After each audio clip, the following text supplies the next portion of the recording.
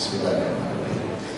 Assalamualaikum warahmatullahi wabarakatuh. Alhamdulillah, nahmaduhu wa nasta'inuhu wa nastaghfiruh. Wa na'udzu billahi min shururi anfusina wa min sayyiati a'malina may yahdihillahu fala mudilla lahu wa may yudlil fala hadiya lahu. Asyhadu an la ilaha illallah wahdahu la syarika lahu wa asyhadu anna Muhammadan abduhu wa rasuluhu la nabiyya ba'da. Sallallahu alaihi wa ala alihi wa ashabihi wa man tabi'ahum bi ihsanin ila yaumiddin wa sallama tasliman katsiran. Ya ayyuhalladzina amanu ittaqullaha haqqa tuqatih wa la tamutunna illa wa antum muslimun. Ya ayyuhan nas ittaqu rabbakum alladzi khalaqakum min nafsin wahidah wa khalaqa minha zawjaha wa basa minhuma rijalan katsiran wa nisaa wa taqullaha allazi tasaaluna bihi wal arham innallaha kana 'alaikum raqiba. Ya ayyuhalladzina amanu ittaqullaha wa qulu qawlan sadida yuslih lakum a'malakum wa yaghfir lakum dhunubakum wa may yuti'illah wa rasulahu faqad faza fawzan 'azima. Amma ba'd. Yang saya hormati, yang dirahmati Allah, yang dipilih Allah, dijamin oleh Allah langkah kakinya dari tempat masing-masing ke Masjid Ar-Rahman. Allah jamin pula duduknya. Sebagaimana Rasul bersabda dalam Sahih Bukhari Muslim, riwayat Anas bin Malik radhiyallahu anhu, wa kanat salatuhu wa masyuhu ila masjid nafilat wa idza qa'ada mafirallahu. Langkah kaki yang ditujukan ke masjid untuk niat ibadah, maka setiap langkahnya Allah berikan rahmat yang dilipatkan sebagai tambahan, dan duduknya duduk yang dijamin mendapat ampunan dosa. Amin. Ini baru salah satu dari begitu banyak nikmat Allah. Ketika Allah memberikan nikmat, belum lagi nikmat iman, belum lagi nikmat Islam, nikmat umur, nikmat rezeki, nikmat kesehatan, nikmat ilmu, nikmat keluarga, banyak. Mari coba kita hitung nikmat Allah ini. Sanggup nggak kita menghitungnya? Saya mau tanya dahulu sebelum saya melanjutkan ceramah ini. Ada jamaah yang mau matanya dicongkel, dikasihkan ke orang lain, dibayar 10 miliar? Ada jamaah orang? Nggak mau. 100 miliar?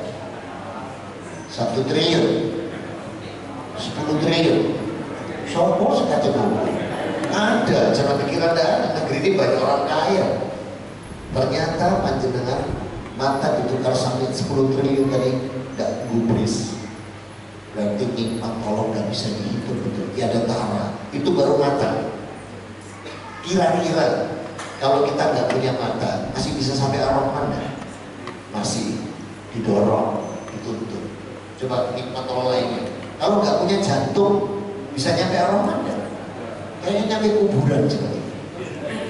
Coba betapa nikmat Allah ini betul-betul Allah katakan dalam surat An-Nahl, surat 16 ayat 18. Wa in ta'udu nikmatallahi la tusuha.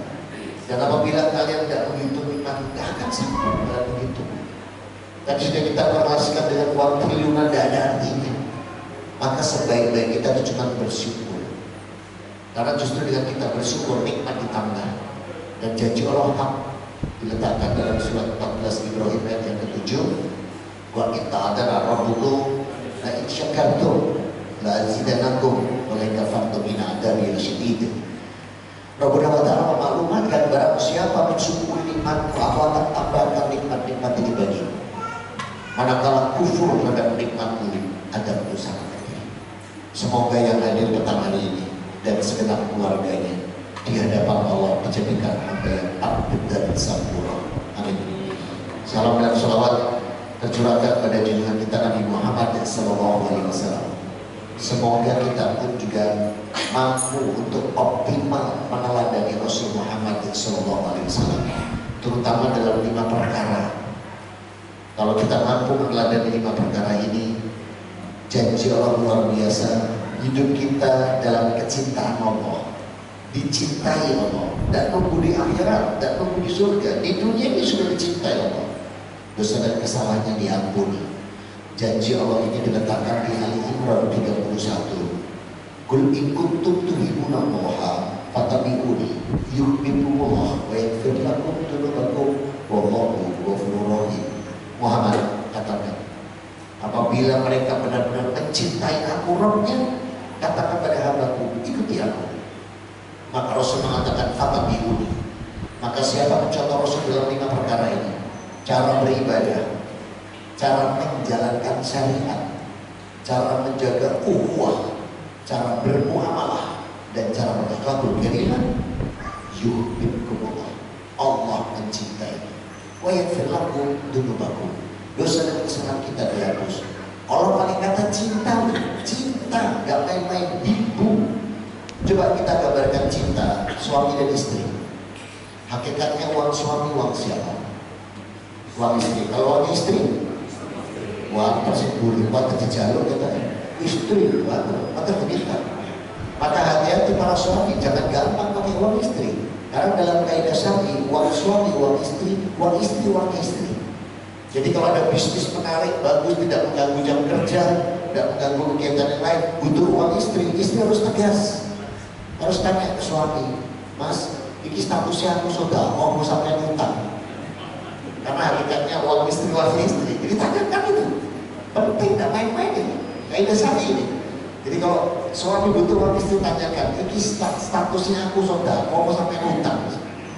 Arena sehari disodako istri, gengsi, langsung bilang utang.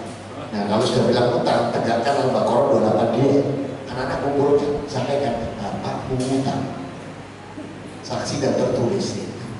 Nah, uang suami, uang istri, uangnya istri.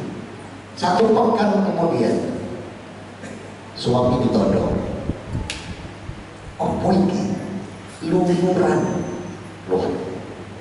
Pekan depan todong lagi, oh ini facial keluar lagi. Pekan depan todong, oh mana ini skincare, bayangin, ini baru cinta manusia. Maka dia akan berusaha membahagiakan orang yang dicintai. Ini baru manusia. Apalagi kalau yang sudah cinta Allah, tidak usah minta. Tidak usah minta kalau sudah mengeluarkan cintanya. Diberi kita dan dicukupi. Janji Allah diletakkan di surat 65 ayat 2, ayat 3, ayat 4. Wa may yattaqillaha yaj'al lahu makhraja. Kalau sudah Allah cinta, begitu kita ada kesulitan, dibukakan jalan keluar. Ayat 3-nya wa yarzuqhu min haitsu la yahtasib. Diberi rezeki kita dari arah yang tidak disangka-sangka. Ini fi'ilnya mudhari ini. Kalau bahasa Inggris itu present continuous tense. Artinya rezeki ini tidak diberikan sekali, tapi berkesinambungan dari arah yang tidak pernah kita sangka. Kemudian Allah katakan, wa may yatawakkal 'ala Allah fa huwa hasbuh. Semua kebutuhannya dicukupi, nggak usah minta. Ini kalau Allah sudah cinta. Kemudian wa may yattaqillaha yaj'al min amrihi yusra. Semua urusan, sawah ladang, pekerjaan, perdagangan, sekolah anak, kegiatan istri, semua dimudahkan Allah. Ini kalau Allah sudah cinta.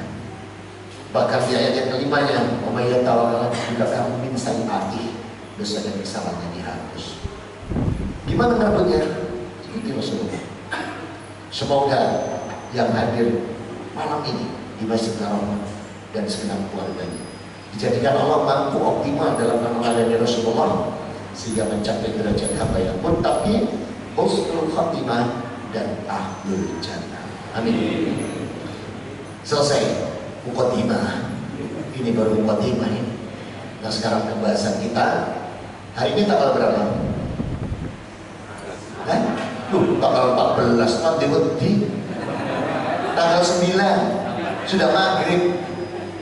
Tanggal 9 jangan, ini loh, itu loh jam normalnya Islam itu maghrib. Beda waktu saya masih dulu Nasrani di sana, jam normalnya 24. Ngapain? Oh, buka botol mendem, duken. Kalau kita jam normalnya takbiratul ihram sambil salam, ini indahnya. Nah saudara-saudaraku, bulan ini yang disebut Muharram. Disebutkan Allah secara implisit dalam surat 9 At-Taubah ayat 36. Inna iddatas suhuri indal hisna asar sahra fi kitabillahi yauma khalaqas samawati wal arda minha arba'atun hurum dzalika dinul qayyim fala tadlimu fihina anfusakum wa qatiluna musyrikina kaffatan kama yubatunakum kaffah wa lamu annallaha ma'al muttaqin. Yang artinya sesungguhnya jumlah bulan di sisi Allah 12 yang sudah Dia tetapkan sejak menciptakan langit dan bumi. Minha diantaranya 4 bulan diharamkan Allah. Ini ketetapan agama yang lurus. Kemudian Allah katakan fala tadlimu fihina anfusakum, maka jangan kalian mendolimi diri di 4 bulan ini. Jangan menganiaya diri di 4 bulan ini. Jangan menyia-nyiakan diri di 4 bulan ini. Nah, 4 bulan ini diuraikan Rasulullah Muhammad SAW. Bukharinya nomor hadis 1538, kalau Muslimnya 1679. Perawi Abu Bakar radhiyallahu anhu, Rasul bersabda, minha arba'atun hurum salasu mutalabiyatun. 4 bulan yang diharamkan Allah, yang 3 diurutkan, yakni Dzulqa'dah bulan 11, Zulhijjah bulan 12, tutup tahun baru sekarang 1446 Hijriah, bulan 1 Muharram. Nah ini urut Dzulqa'dah, Zulhijjah, Muharram. Baru ketemu lagi wasyahrul Rajab mudarallati baina Jumada wa Sya'ban. Baru ketemu lagi nanti Rajab yang diapit Jumadil Akhir dan Sya'ban. Jadi kita diberi Allah 4 bulan haram, Dzulqa'dah, Zulhijjah, Muharram, Rajab, bulan 11, 12, 1 dan 7. Itu pun kita masih ditambah lagi sama Allah bulan 9. Apa ya? Tuh, September nang gereja enggak sana masjid. Ramadan. Apa September melo ini? Jadi Dzulqa'dah, Zulhijjah, Muharram, Rajab dan September. Tuh, ya, Ramadan. Ini 5 bulan ini kenapa Allah katakan jangan kau dolimi diri? Diuraikan lagi Rasul Muhammad SAW, hadisnya Muslim nomor hadis 1945. Perawi Abu Hurairah radhiyallahu anhu, Rasul bersabda, kullu amalan ibnu Adam hasanah asra amsalihha ila sab'amiyat dzikrin. Setiap amal anak cucu Adam, amal soleh, amal ibadah, amal kebaikan di Dzulqa'dah, Zulhijjah, Muharram, Rajab ditambah Ramadan itu diberi derajat 10 sampai 700. Contoh, kita tadi sholat berjamaah berapa pahala? 27. Kalau sendirian naik ketompo. Siji naik ketompo. Kalau orang sholat berjamaah, Rasul jamin dapat 27. Perkara ditambah tidaknya pada waktu dia sholat, tapi jaminan 27-nya dapat. Makanya Pak, sholat itu berjamaah Pak. Kita itu ahlu sunnah wal bukan ahlu sunnah wal ijazah. Tidak ada contoh kan? Ya? Ahlu sunnah wal jamaah kita ini. Nah, andai kata tadi sama orang dikasih yang 10 sebagaimana janjinya, berarti berapa? 270. Salah. Saya dulu pertama juga mengira begitu. Setelah dibuka hadis ini, pangkat derajat. Kalau pangkat gimana? Di atas. Berarti kalau dikasih Allah 10, ini tadi kita 27 kali 27 kali 27 sampai 10. Kalau dikasih 10, kalau dikasih 700, diketik di HP 27 pangkat 700, error. Coba ketik error, berapa detik? Kenapa? Gak sanggup digitnya. Inilah yang disebut tera. Maka ketika sahabat dijelaskan ini pada Rasulullah, kenapa begitu banyak limpahnya? Bertanya sahabat, man hada ila kafar ila billah. Kenapa Allah memberikan itu begitu luar biasa? Maka Rasul sampaikan An-Nisa 28. Yuridullahu au yuqawwiban wa khaliqal insanu dha'ifa. Karena Allah tidak memberikan keringanan, Allah tidak memberikan kita kemudahan pertolongan, Sebab kita ini lemah. Kita itu kan keliru, salah, khilaf, apa, gak paham ilmu, tapi delodok aja orang ngawur ini. Ini numpuk ini. Ini kalau nggak dibantu Allah dengan Dzulqa'dah, Dzulhijjah, Muharram, Rajab, dan Ramadan, dan mampu kita melampaui sirat. Saat Yaumul Jam'i, hari kita dikumpulkan, Yaumul Din, hari pembalasan, Yaumul Mizan, hari timbangan amal, Yaumul Hisab, hari dimana amal nggak sanggup betul, maka kita dibantu Allah, dikasih 10.700 dari setiap amal kebaikan. Ini amalia-amalia yang harus kita jaga dengan baik, sehingga ini timbangan kita naiknya bagus ini. Sebab kalau nggak mampu, catatan B kita cuma 2, cuma bencik sama baik. B yang lain banyak, betik, blebes, bulet, belingsek, bangkel, budeki, beler, banyak sekali. Tidak mampu kita kalau lagi bantu. Nah, maka apa yang perlu kita lakukan di bulan Muharram seperti ini? Bulan ini adalah bulan yang erat sekali dengan hijrah. Ada 2 peristiwa besar yang Allah tetapkan di bulan ini, sampai-sampai Allah sebut bulan ini dengan nama Syahrullah. Syahrul, bulan. Disadarkan dengan jalalah menjadi Syahrullah, bulannya Allah. Bait apa bait? Rumah. Begitu bait disadarkan dengan jalalah menjadi Baitullah, artinya rumah Allah. Nah, bulan ini ada 2 nabi besar, 2 nabi besar yang oleh Allah diberikan satu kemenangan yang tidak pernah dikira oleh musuh-musuhnya. Yang pertama, surat Al-Baqarah ayat 50. Wa id faraqna bikumul bahra wa anzaynakum aqona inaf ala fir'auna wa antum tanzur. Ingatlah kalian ketika aku belah laut, aku selamatkan kalian dari kejar Fir'aun, dan aku tenggelamkan dia, dan kamu menyaksikan. Nabi ini nabi besarnya Yahudi dan Nasrani, dikejar kaum kafir golongannya Fir'aun, mentok laut. Wih, laut mana? Kenjeran.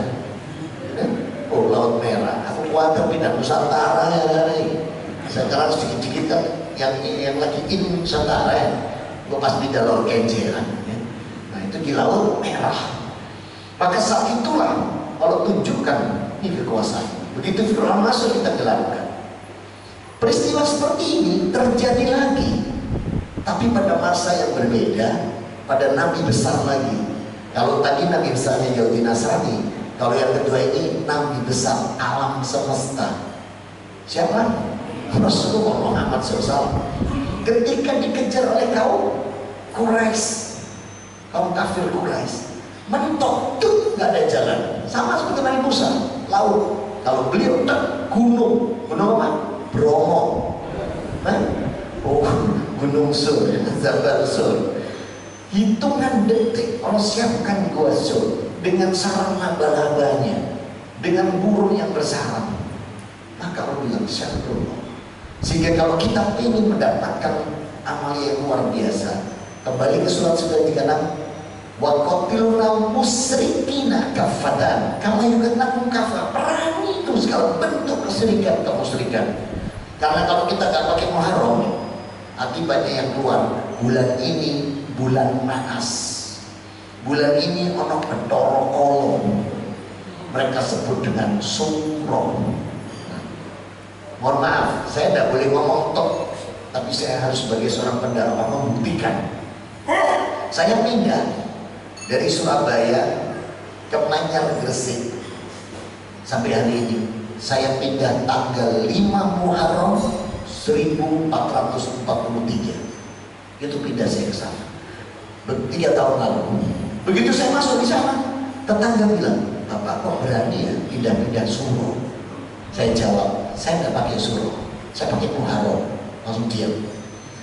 Lagian Bapak sudah Suro, ini rumah tusuk sate lagi. Karena itu tidak payu-payu dan murah kalau tusuk sate. Kok Bapak berani? saya sudah makan satenya, saya buang tusuknya, itu sih. Harus membuktikan dan tidak ngomong toh.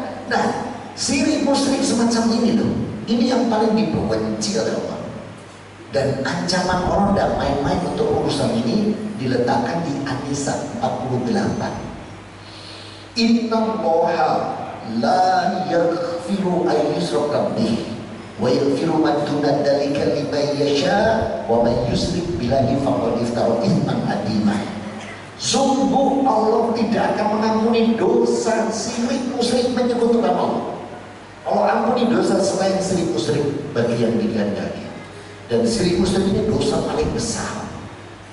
Maka di bulan Muharram sebaik-baik kita yang kalah dengan hijrah, kita pun juga harus hijrah. Dan hijrah dalam kaidah syar'i tidak harus pindah tempat, tidak harus pindah pekerjaan, tidak harus pindah rumah kalau tidak urgent. Tapi perubahan perilaku, menata hati itu yang jauh lebih penting. Sampai Rasul mengatakan pada para sahabat, dalam hijrah ini yang perlu kau jaga adalah hatimu. Hati. Kenapa kok hati? Kenapa hati? Kenapa ugasnya hati? Karena semua bentuk amal, semua bentuk kegiatan, intinya dari mana? Hati. Sampai Rasul mengatakan innamal a'malu binniyat wa likulli amrin manawa wa kanat hijratuhu ila Allahi wa rasuli fa kanat hijratuhu ila Allahi wa rasuli wa kanat hijratuhu lidunya yusibuha aw amwatin wa tajawajuha fa kanat hajarun ilaihi. Yang artinya sesungguhnya segala sesuatu tergantung dari niat, dan setiap hamba dibalas Allah sesuai niatnya. Siapa yang berniat ini karena Allah dan Rasulnya, maka dia akan dibalas sebagaimana janji Allah dan Rasul. Manakala dia berubah karena urusan dunia, wanita, perdagangan, maka dia hanya menerima itu saja. Maka kenapa hati yang harus ditata?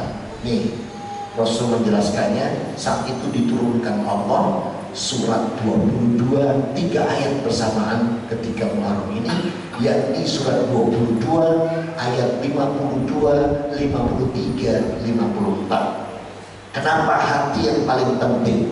Jangankan kita yang manusia biasa, tingkat Nabi, tingkat Rasul saja setan berusaha nembus hati, apalagi kita. Coba lihat surat 22 ayat 52. Wa ma arsalnaka min qablika mirusuli wala nabiyyin ila idan ta'mana aku syaiton fi umriyati wa mayaqullahu mayuni syaiton summa yukimullahu ayyati wallahu alimun hakim. Artinya, dan kami tidak pernah mengutus seorang rasul atau nabi sebelum Muhammad, kecuali apabila dia memiliki keinginan, setan pun akan ikut serta memasukkan godaan-godaan ke dalam hati dan keinginannya. Tapi ya kata Allah, sumayuhumullah ayati, tapi aku, Allah memperkuatkan kalian, menghilangkan godaan setan dengan ayat-ayatku. Berarti kalau kita ingin hijrah yang paling baik, itu menata hati, berinteraksi dengan Quran. Kenapa? Sebab yang ayat 53-nya. Sebab kalau kita tidak berinteraksi dengan Quran dan hati kita sampai sakit, Allah katakan, lihat alama yubis syaitonu fitnatal ladina fi qulubihim marratu wa qasyati qulubuhum wa inal dhalimina la fi shiqqin ba'id. Yang artinya, dia Allah akan menjadikan godaan yang ditimbulkan setan ini itu dilakukan bagi orang-orang yang hatinya ada penyakit atau hati yang sakit, baru setan tembus. Lihat ayat 54-nya.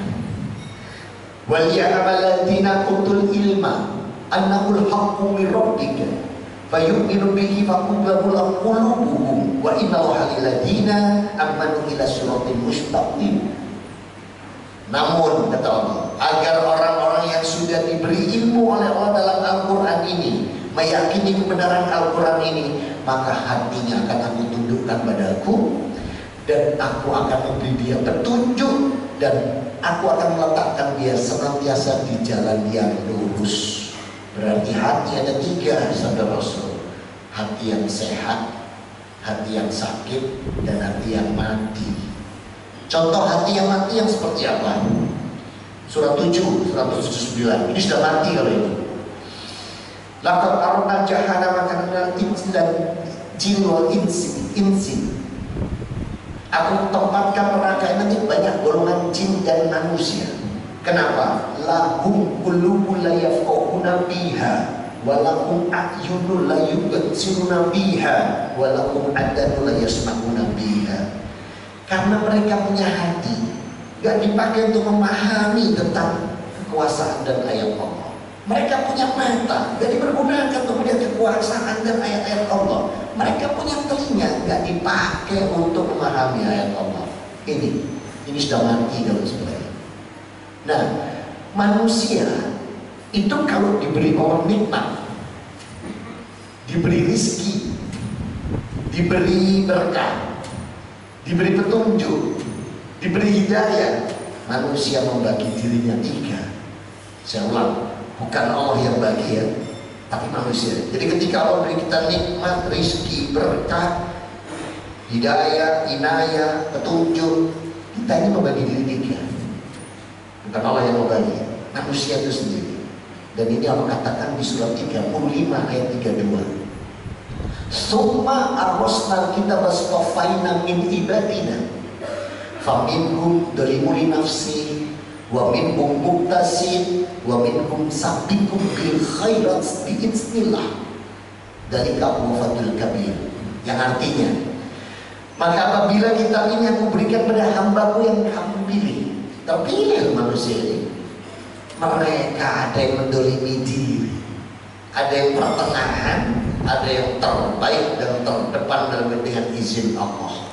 Nah, contoh dolimul nafsi kebetulan terjadi 2 hari setelah Idul Fitri kemarin. Ada contoh yang menarik, kebetulan berkenaan dengan saya. Saya, mohon maaf, saya kan gak punya ibu, punyanya mama. Saya pulang ke rumah mama di kampung lama. Maghrib waktu itu saya ganti sarung, pakai baju koko, kopiahan, jalan dari rumah mama ke masjid itu 60 sampai 70 meter. Ada yang panggil saya, Chris. Konco zaman kafir katanya nama lama. Saya tengok, bener teman saya, masa kecil. Dia Islam sejak lahir. Chris, mandi. Terus ngerti ini nang masjid. Saya bilang gitu, lapor. Ya sholat bro, ya gitu bahasa saya. Sholat opo, ini aneh-aneh awak. Ini dia Islam sejak kecil. Terus ngerti sholat maghrib ya tak. Pirang rakaat. Tahu, lu berapa perubahan? Dia bilang begitu. Loh, aku tahu itu. Terus udah dewe gitu. Sambil buka botol ya. Sampai saya pulang sholat masih buka botol belum selesai. Ya Allah, ini parah. Ini dolimul nafsi, ini mendolimi dirinya. Jadi dia tanya sholat apa? Saya bilang maghrib berapa rakaat? Saya bilang 3. Dia bilang belum ada perubahan. Apa? Terus tahu mulai cilik. Terus budal diri. Nama perubahan aku tak melok. Ini dolimul nafsi. Muqtasid seperti apa muqtasid? Muqtasid yang kalau gambarkan di surat Fatir ayat 32 ini, orang yang gak ada giroh, gak punya giroh. Poso, iya kan? Bisa maju, cepet deh, poso. Korban, iya kan? Baik, sudah juga korban. Ini gak ada giroh nih. Sholat. Jadi ini nih bahasa Prancisnya norobuntek. Nah, norobuntek bahasa Prancisnya. Kalau bahasa Margasari kuantum gelinding. Yang penting selamat. Ini kelas pertengahan. Nah, kelas yang ketiga tadi yang mau katakan yang utama, sabiqun bil khairat biiznillah. Dia terdepan dalam kebaikan dengan izin Allah. Contohnya apa? Halo, bisa bicara dengan sama-sama? Bukan ada yang nyambung. Contohnya mana? Tahu? Jenengnya ini loh. Dan ini diuraikan Rasul di Bukhari nomor 71. Apa sabda Rasul? Man yuridillahu bihi khairan yufaqihu fiddin. Sabiqu bil khairat bismillah, kata Rasul. Kalau Allah mengendaki kebaikan pada diri hambanya, maka Allah akan menggerakkan hamba tersebut. Digerakkan kemana? Ke masjid. Ngapain? Berjamaah dia di sana. Terus dia duduk diam untuk apa? Bertolakul ilm, supaya jadi tafakuh. Ini namanya sabiqu bil khairat bismillah, kata Rasul. Terdepan karena izin Allah. Apalagi ini malam Ahad, Pak. Malam Ahad itu paling enak jamnya ini tawaf di alun-alun, syai di jalan-jalan, itu enak, menyenangkan. Apalagi di dekat Lipo, semua sampai macet gak karuan-karuannya. Ini pilihan orang yang ada seperti ini. Ini yang disebut sabiqu bil khairat.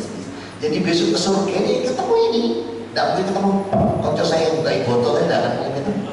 Dibedakan gitu. Nah saudara-saudara, maka ternyata kenapa hati? Sebab setan tidak pernah berhenti untuk menyerang, terutama di urusan hati. Maka jangankan kita manusia, tingkat Nabi sama Rasul saja dia berusaha tembus, apalagi lihat sumpahnya. Ini sumpahnya iblis. Buka surat 7 ayat 16 dan 17. Qala fa bima agwatani laqudana lakum siratal mustaqim. Ya Allah, karena aku ini sesat, maka aku akan menghalangi hambamu dari petunjukmu yang lurus. Kalau tadi surat 22:54 justru Allah dengan ayatnya supaya kita di jalan yang lurus. Kalau iblis, janjimu untuk hambamu jalan lurus, aku yang membengkokkan. Contoh paling gampang ini contoh, sabar. Sabar itu 3. Sabar itu Rasul tetapkan 3 definisi. Yang pertama ikhlas, yang kedua tidak mengeluh, yang ketiga ridho bimuril qada, ridho terhadap ketetapan Allah. Ini sabar. Jadi sabar itu ikhlas, tidak mengeluh, kemudian ridho terhadap ketetapan sabar. Iblis buat untuk bengkokkan ini. Apa? Sabar itu ada batasnya. Beda. Dan orang kena sabar itu ada batasnya, daripada yang ikhlas tidak mengeluh kalah sama yang sabar itu ada batasnya. Mas, balesem mas, sabar itu batasnya. Nah ini setan dah silap. Dia akan masuk ke pintu hati paling depan. Karena apa? Sumala ayat 17-nya. Sumala aitanihim min baini aidihim wa min khalfihim wa an aymanihim wa an syamalihim antam tajidu sakirin. Aku akan menghadang hambamu lewat dari depan, dari belakang, dari kanan, dan dari kiri. Coba bayangin. Di ayat ini kenapa nggak bisa dari atas? Ada yang tahu? Kenapa iblis tidak ada yang kata dari atas oleh Allah? Kok dari depan, belakang, kanan, kiri? Kenapa tidak bisa dari atas? Inna Allah subhastawa alam ars. Karena Allah di ars. Iblis tidak bisa mencolok, tidak bisa.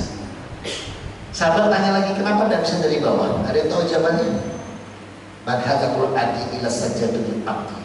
Karena buminya Allah masih dipakai sujud hamba. Kalau Masjid Ar-Rahman, Masjid Al-Milah yang saya dekat dan misi, Masjid Nur Muhajirin, Nur Huda, pokoknya saya ngisi sini. Sudah ada yang sujud, tembus kita dari bawah. Kalau sudah tembus dari atas dan bawah, judulnya nyenyetun.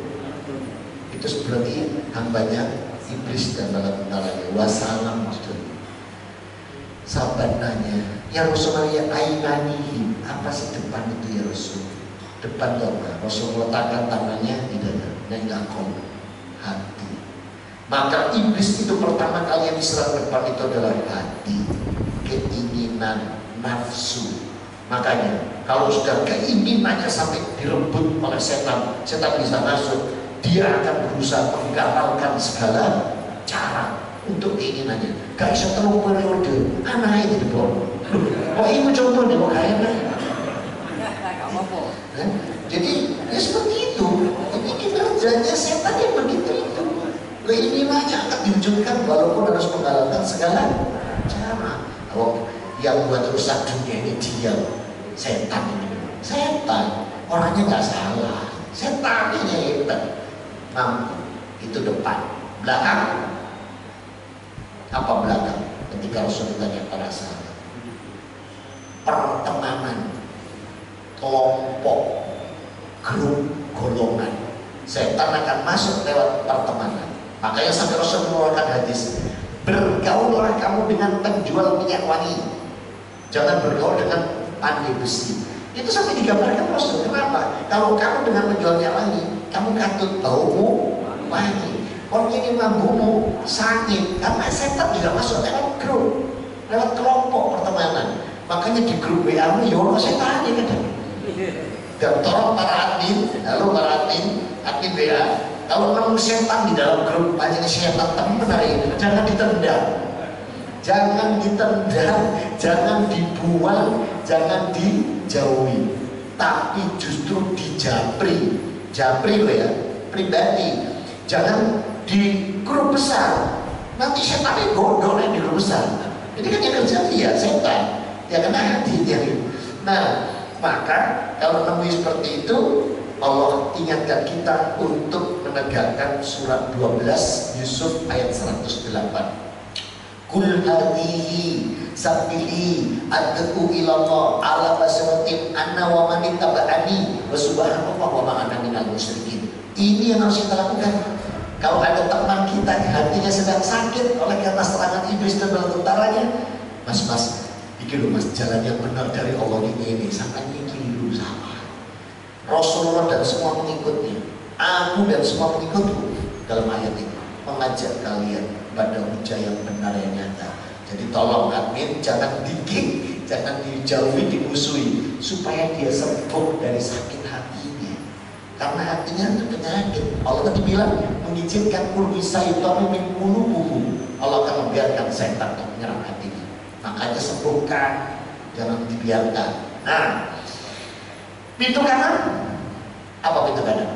Ini nanti kira-kira kalau adzan, saya belum selesai, boleh nggak adzan duluan?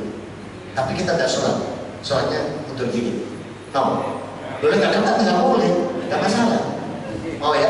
Nanti kalau saya kena beradzan, kita break dulu, adzan duluan, terus kita sambung sedikit. Ini karena ini penting. Pintu kanan, apa pintu kanan? Disebut hosful fikri.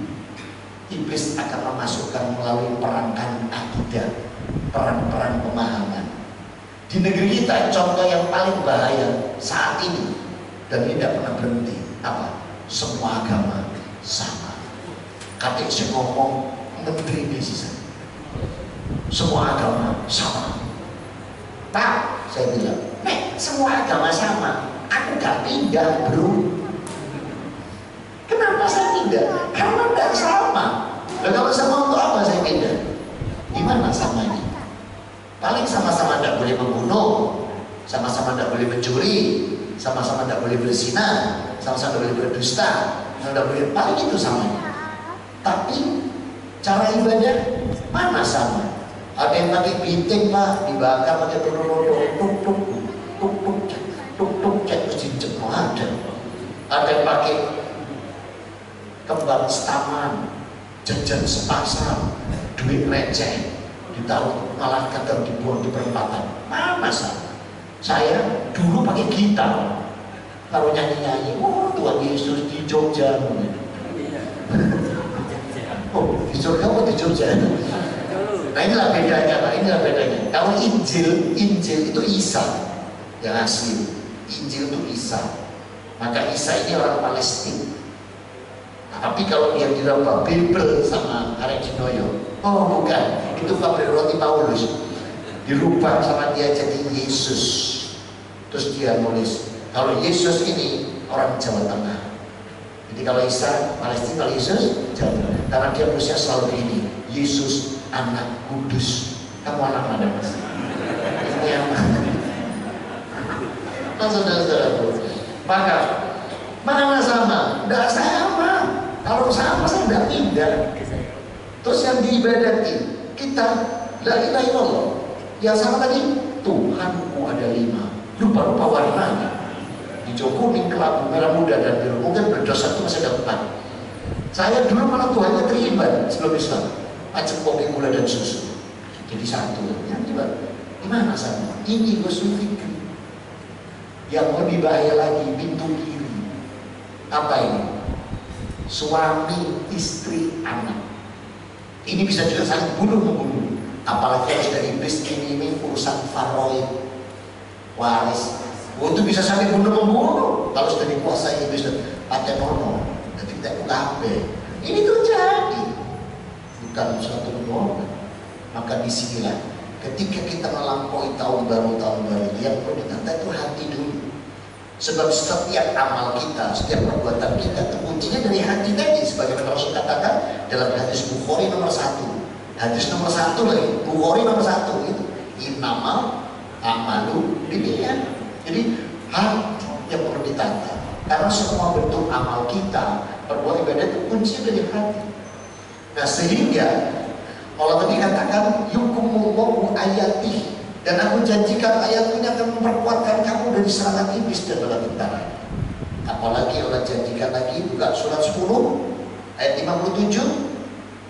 Ya ayyuhan nas qad ja'akum mau'idatun mir rabbikum wasifa'u lima fis sudur wa huda wa rahmatal lil mu'minin. Wahai manusia, telah datang untuk kalian nasihat langsung dari aku Rabbmu. Apa? Quran. Obat semua penyakit. Sifat lima fisudur, terutama penyakit hati. Dan Quran ini akan menjadi obat bagimu. Quran ini akan menjadi petunjuk bagimu. Dan Quran ini adalah rahmat bagi yang mengimaninya. Tuh. Nah sekarang apa aja penyakit-penyakit hati ini?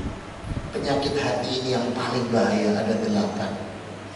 Paling bahaya penyakit hati ini 8. Yang pertama, sirik.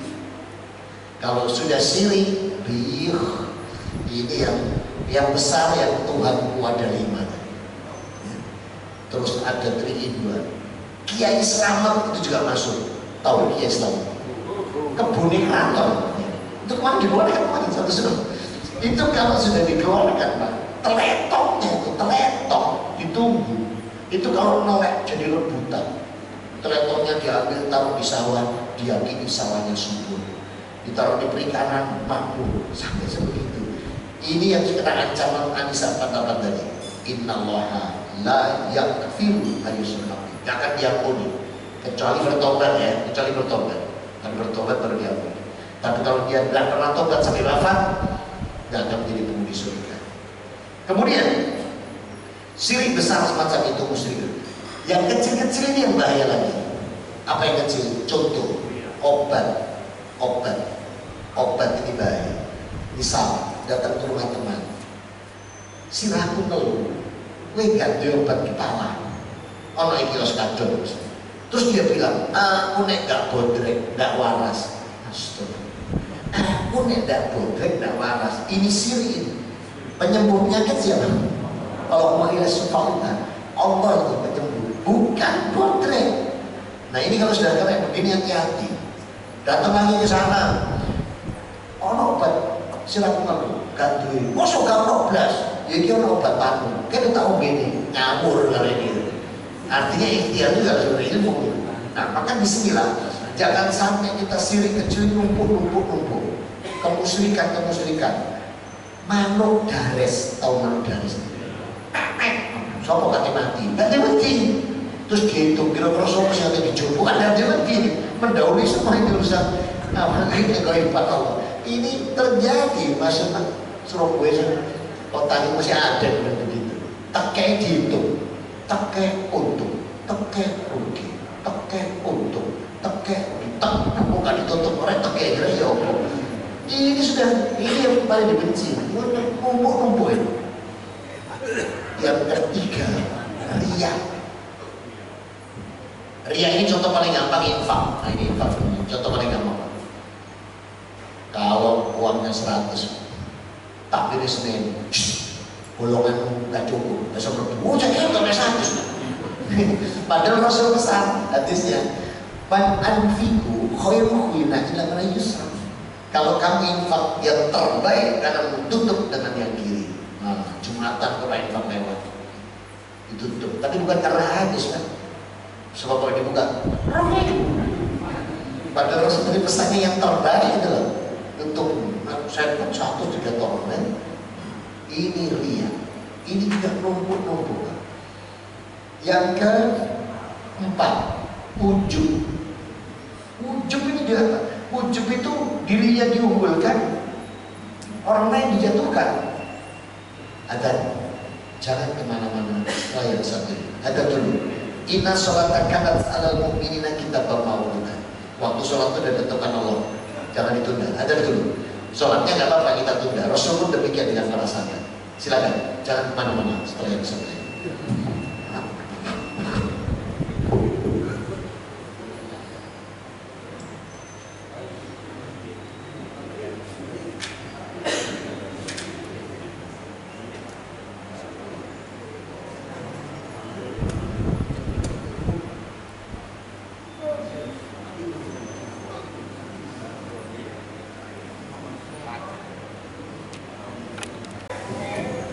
Kita lanjutkan ujub. Ujub itu orang lain direndahkan dirinya, tapi gak diucapkan, disimpan dalam hati. Itu juga kerjaan iblis di dalam antaranya.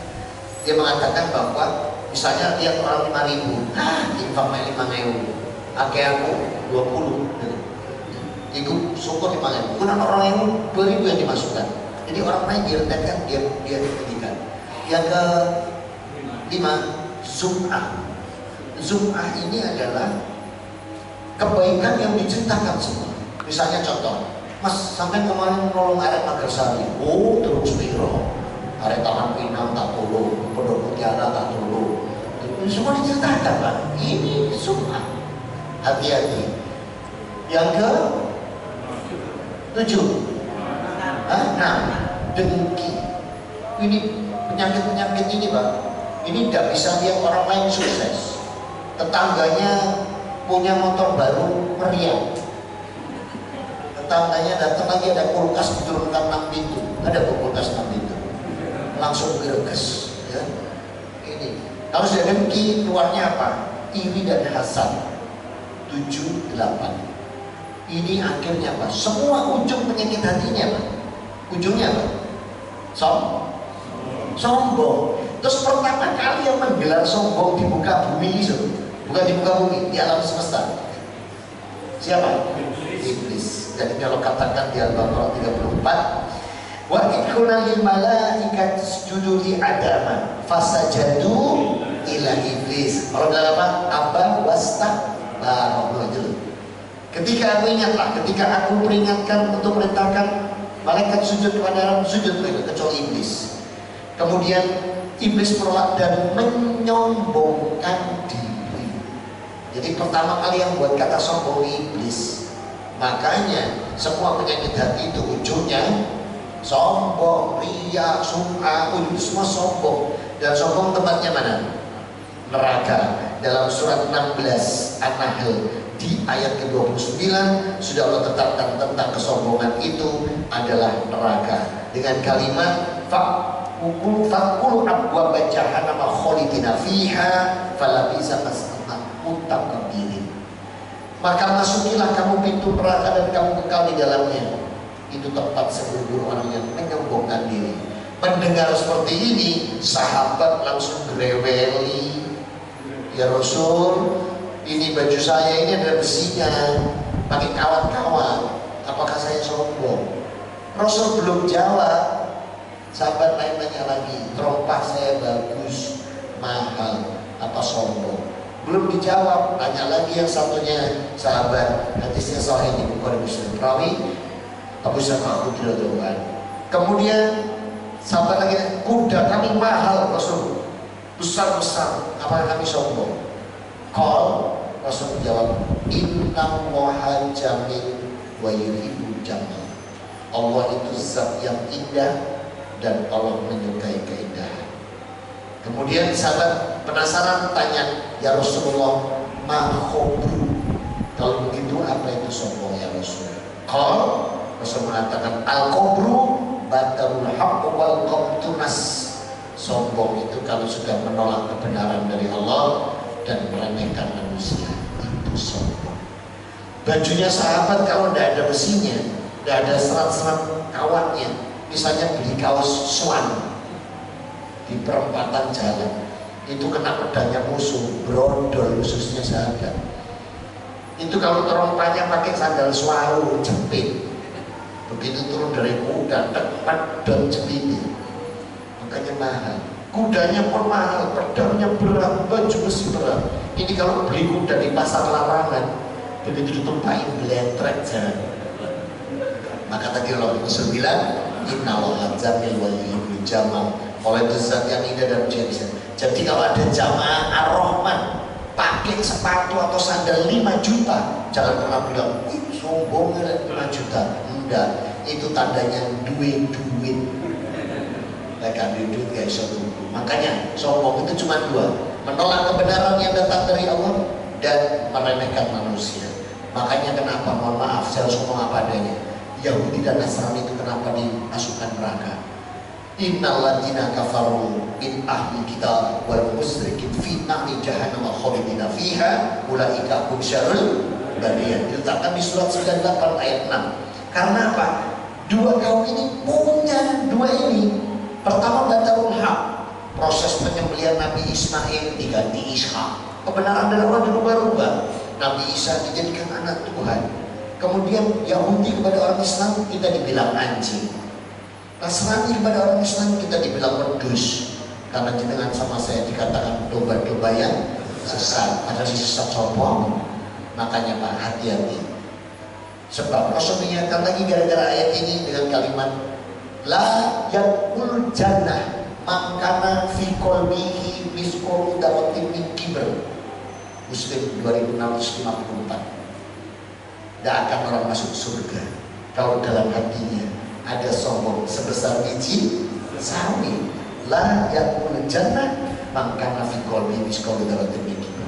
Ingat, jangan pernah kita meremehkan orang atau menolak kebenaran Allah. Contoh paling gampang, naik mobil musim hujan, nyiprat di sepeda motor, ditotok aja, mas, nyiprat, maaf, keren, ditotok, nyiprat, maka nih itu motor, jika kecipratan, rokok insya Allah, ya, maka jaga hati baik-baik kita, jauhkan dari semua yang menyimpang dari kebenaran Allah dan jangan pernah meremehkan manusia. Semoga Allah memberikan kita semua umur yang berkah, kesehatan yang berkah, rezeki berkah, halal thayyibah, menjadikan setiap amal soleh ibadah kita di atas Quran, sunnah dan ijma ulama yang diridhoi Allah, sehingga amal itu di amal yang soleh, solihah, makbulah, wa mutaqabbalah. Amin. Allahumma amin. Ini yang bisa saya sampaikan. Mudah-mudahan bisa bermanfaat. Mohon maaf atas kekurangan. Mari kita dirikan sholat fardu bisa bersama-sama. Subhanallah. Oh, ada diskusi? Ya, boleh. Ada. Saya 1, 2, 3 pertanyaan. Ya. 1, 2. Ya. Ini mau diskusi atau mau nambahin materi? Nambahin juga boleh. Ada Bapak, saya duduk bawah kan. Oh, nambahnya ya. Silakan. Waalaikumsalam warahmatullahi wabarakatuh. Ikhlas. Karena orang yang baik atau orang itu belum tentu ikhlas. Tapi itu sudah pasti. Baik. Makanya yang ditanya bahwa kita mendapatkan ikhlas itu gimana? Baik. Terima kasih. Ya, ikhlas dan sabar itu satu rangkaian. Maka kalau katakan dengan ma'as inna loha ma'as sobi, oleh itu pada hamba yang sabar. Tadi Rasul bilang sabar itu berapa? 3. Ikhlas artinya menerima, kemudian tidak mengeluh. Nah, jadi kalau kita pengen ikhlas jangan mengeluh. Kalau itu berarti belum ikhlas kita. Tadi Rasul bilang ikhlas tidak mengeluh, kemudian ridho dimuril pondok. Jadi terhadap pondok Allah ini dia ridho, itu baru ikhlas. Nah, gimana caranya? Ya tadi jangan mengeluh, ridho kepada Allah dan harus meyakini dalam Al-Baqarah 286 la yukallifu nafsan illa wus'aha. Ingatlah bahwa ujian yang diberikan Allah dari kita itu tidak akan pernah melebihi batas kemampuan. Maka kita harus husnuzan dari Rasul. 4. Kalau begini kelas. Yang pertama, meyakini setiap ujian cobaan tidak ada yang melebihi batas kemampuan. Kenapa? Menyembelih anak kok diperintahkan pada Nabi Ibrahim dan Nabi Ismail? Karena sanggup. Misalnya Arek Margesari yang disuruh beli anakmu, terus ngomong, nak, kowe tak beli, piye pendapat? Kalau Nabi Ismail ketika ditanya bapaknya, fatahu malah toroh, jawab, ya abatif'am, matumar, sampai di dunia, insya Allah minas sabirin. Surat 37:102. Arek Margesari, nak, kowe tak beli, piye pendapat? Jawab, ya apa nih bapaknya tak beli? Kalau itu kowe, kamu jadi menang. Artinya tidak ada ujian itu yang akan melebihi batas kemampuan. Yang kedua, tidak mengeluh, kata Rasul, meyakini tidak melebihi batas, husnuzon pada Allah. Dan yang keempat, kata Rasul, muhasabah, introspeksi juga pada diri. Kenapa ini terjadi? Kalau itu bisa terjadi, pasti cobaan ini segera selesai dan timbul keikhlasan. Kemudian yang terakhir, kata Rasul, mintalah pada Allah, wa ufawwidu amri ilallah innallaha basirun bil ibad. Surat 40 ayat 44. Dan itu kunci ikhlas. Jadi pertama, meyakini tidak ada ujian yang melibatkan kemampuan. Yang kedua, husnuzon. Yang ketiga, muhasabah. Yang keempat, minta pada Allah segera selesai, keluar ikhlas. Terjawab T. Ya, mic-nya bisa maju. Assalamualaikum warahmatullahi wabarakatuh. Waalaikumsalam. Ini Pak Ustadz ya, ini saya sering dengar di medsos ya, tapi tidak mungkin mau tanya ke pendeta di Margesari juga nggak ada ya. Mau ke gereja harus beli opo ya. Terus sekarang ada mantan pendeta sekarang ini. Saya tanya, gini Pak ya. Bahwa Nabi Musa di kitabnya tidak pernah menyebut dia sebagai Tuhan, tetapi dalil dari mereka itu bahwa kalau dalil mau dikoreksi di Yohanes 1 ayat 1, pada mulanya firman Allah adalah Tuhan. Ya. Yang saya tanyakan, kenapa itu betul-betul diyakini oleh, padahal itu kayak nggak masuk akal ya. Kok bisa ada orang-orang umatnya bisa sangat yakin itu, kenapa? Kemudian yang kedua, Pak. Oh, ada dua Pertanyaan. Tiga aja sekalian, ada yang mirip ya. Dua aja Pak, banyak sebenarnya. Sekarang orang-orang OTN itu kenapa kok macam-macam nama kitabnya ya? Ada Bible, ada Alkitab, ada Injil lagi. Injil ini padahal ada di Alkitab yang sudah Injil. Terus sekarang mana yang kenapa kok bisa terjadi seperti itu? Demikian. Assalamualaikum warahmatullahi wabarakatuh. Waalaikumsalam. Ada yang HP-nya bisa Google. Bantu saya ya. Mic-nya kasihkan ke beliau. Coba ketikkan dulu saya Lukas angka 1 titik 2 1 min 3.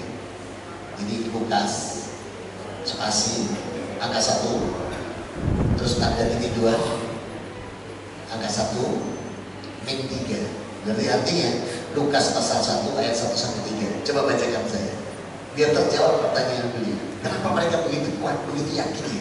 Sehingga itu jadi anak Tuhan. Ketemu Theophilus yang mulia, nah gitu ya. Saya nggak hafal, sudah kedesemuran sama hadis protokol itu. Dari dulu saya nggak pernah bisa ngapalkan Alkitab. 30 tahun saya di sana. Ya. Theophilus yang mulia, banyak orang telah berusaha menyusun peristiwa yang telah terjadi di antara kita. Menyusun suatu berita tentang peristiwa yang telah terjadi di antara kita. Ayat 2-nya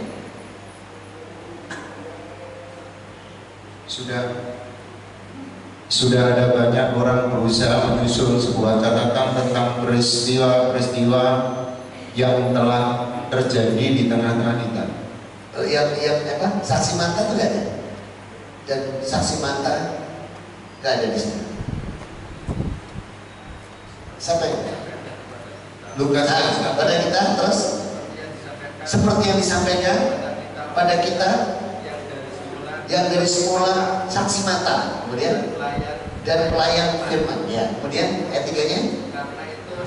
Karena itu setelah itu aku memutuskan menyesuaikan itu dan dengan sesama dan akan membukukan dengan teratur bagimu. Berarti ini sudah buatan. Nah, ketika gereja saya tanya, saksi mata ini siapa? Karena kalau dalam agama kita, contohnya Qatadah, Umar, Ibnu Umar, terus sampai ketemu Rasulullah, bahkan terkadang munculnya Allahu Azza wa Jalla. Nah, ini saya tanya, saksinya siapa? Sampai detik ini tidak bisa menjawab. Masuk saya kalau ditanya jamaah, ini siapa saksinya? Masa jawab, saksinya siapa? Siapa saksi matanya? Masa gitu sih? Kan tidak mungkin. Nah, disinilah mereka, si penulis-penulis ini, itu bukan murid Nabi Isa. Bukan murid Nabi Isa. Mereka tidak pernah ketemu Nabi Isa. Nabi Isa itu hidup 300 tahun sebelum mereka berbuat ini semua. Nah, kemudian Kisah Para Rasul 11.226. Kisah Para Rasul 11.226. Biar tahu kenapa mereka meyakini punya agama Kristen. Jadi ini karena ini semua sidang. Ketemu? Mereka tinggal bersama-sama 1 tahun lamanya, gitu ya. Kisah Para Rasul 11.26. Kisah Para Rasul pasal 11 ayat 26. Mereka tinggal bersama-sama di sana 1 tahun lamanya. Tidak ada kalimat itu. 26. Dan di Antioquia lah mereka untuk pertama kali disebut Kristen. Tidak ada kata itu. Masa tidak ada? Saya coba cari. Ada. Nah, itu betul bunyinya. Coba kasih apliknya sana. Jadi biar jenengan tahu agama ini ternyata buatan. Nah, coba silakan. Mereka tinggal bersama-sama dengan jemaat itu 1 tahun lamanya sambil mengajar banyak orang di Antioquia. Murid-murid itu untuk pertama kalinya disebut Kristen. Nah, jadi itu ternyata agama buatan mereka.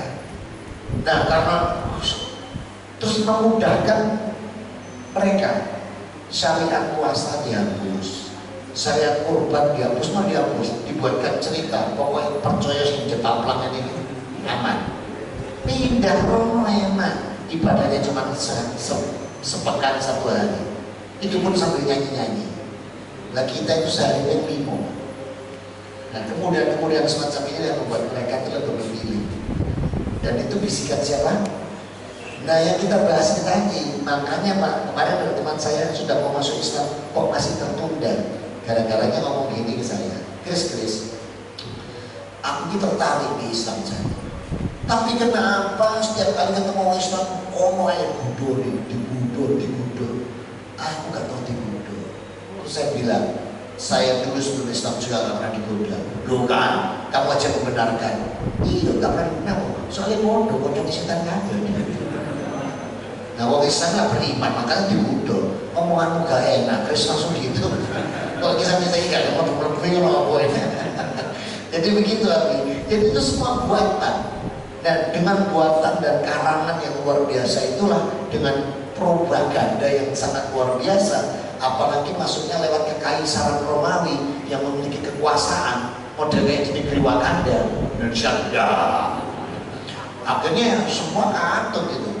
MK-nya Romawi, katut, akhirnya dijadikanlah itu agama yang menjadi agama yang diwajibkan saat itu. Sehingga gak bisa ada pilihan itu zamannya.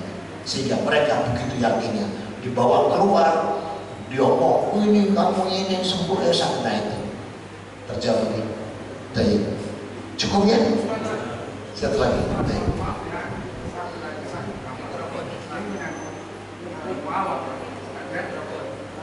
Kalau Islam itu kan ada 3. Kalau anak yang saleh, ibu yang bermanfaat, bagaimana kan Ustaz kan tadinya kan mualaf ya. Anak tentunya anak yang saleh. Terus kalau Ustaz punya ibu masih Nasrani, apakah doa anaknya saya itu diterima oleh Allah? Baik, alhamdulillah saya masuk Islam tanggal 6 Juni tahun 97. Kemudian 6 bulan kemudian Albertus kakak saya pertama dengan istri dan anak-anak. Kemudian yang kedua Bernadette kakak perempuan saya tahun berikutnya lagi Dorothea adik saya. Tahun berikutnya lagi itu 7 tahun kemudian baru papa. Jadi setelah papa 1 tahun kemudian mama. Habis sih keluarga saya. Katolik semua jadi Islam semua. Jadi kan Rasul mengatakan, man ada salah su'amal itu Adam, ba'dal maut. 3 amalan anak cucu Adam yang tersisa setelah kematian. Yang pertama amal jariah, yang kedua ilmu nafi'ah, ilmu yang mampu. Yang ketiga buat doa menabur ahli soleh, doa-doa yang soleh. Enak, yang mau semua sekarang. Karena saya dulu bilangnya gini sama ibu, mama katanya musopo. Semua cucu sudah Islam semua. Oh mau Yesus gitu dulu itu.